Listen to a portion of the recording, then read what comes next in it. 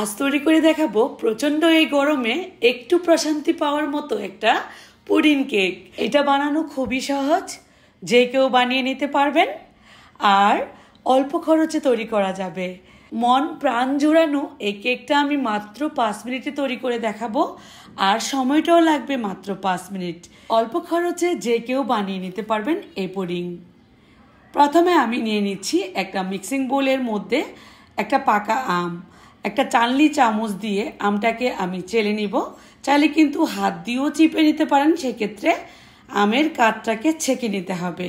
আমি কিন্তু বেশি পরিমাণে আম নেব না, ছোট সাইজের পাকা 2টা আম এভাবে করে চালনি দিয়ে চেলে নিলাম। এখন চিনি দিয়ে দিচ্ছি 2 থেকে 3 টেবিল চামচ পরিমাণ। হাফ কাপ পরিমাণ পানি দিচ্ছি।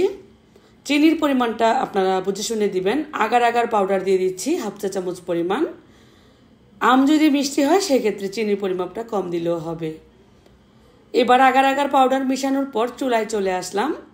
একটা প্যানের মধ্যে আম জাল করে নেব। আম জাল করতে করতে দেখবেন আমের কালারটা খুব সুন্দর আসবে আর বলক উঠে যাবে। 2-1 বার বলক উঠলে এবার নামিয়ে আরও একটা বাটির মধ্যে আমি নিয়ে নিচ্ছি এই আমের কাঠটা। এটা কিন্তু খুব দ্রুত 2 মিনিটের মধ্যে বসে যাবে ফ্যানের বাতাসে রেখে দিলে। হাফ লিটার পরিমাণ পানিতে 1 কাপ পরিমাণ গুঁড়া দুধ দিয়ে দিচ্ছি। কাস্টার্ড পাউডার দিয়ে দিচ্ছি 1 টেবিল চামচ পরিমাণ। কর্নফ্লাওয়ার দিয়ে দিচ্ছি 2 টেবিল চামচ পরিমাণ। চিনি দিয়ে দিলাম 3 থেকে 4 টেবিল চামচ পরিমাণ। এখন চামচের সাহায্যে খুব ভালোভাবে মিশিয়ে দিব কাস্টার্ড পাউডার, কর্নফ্লাওয়ার, চিনি, যাতে করে দলা পাকিয়ে না থাকে। এখন চুলাতে বসিয়ে দিব। মিডিয়াম হিটে অনবরত নাড়তে থাকবো।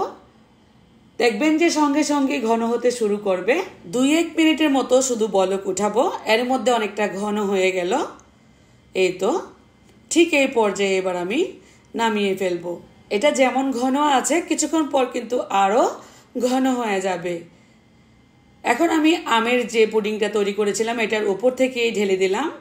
আমের পুডিং কিন্তু 2 মিনিটের মধ্যেই ফ্যানের বাতাসে রেখে দিলে বসে যাবে।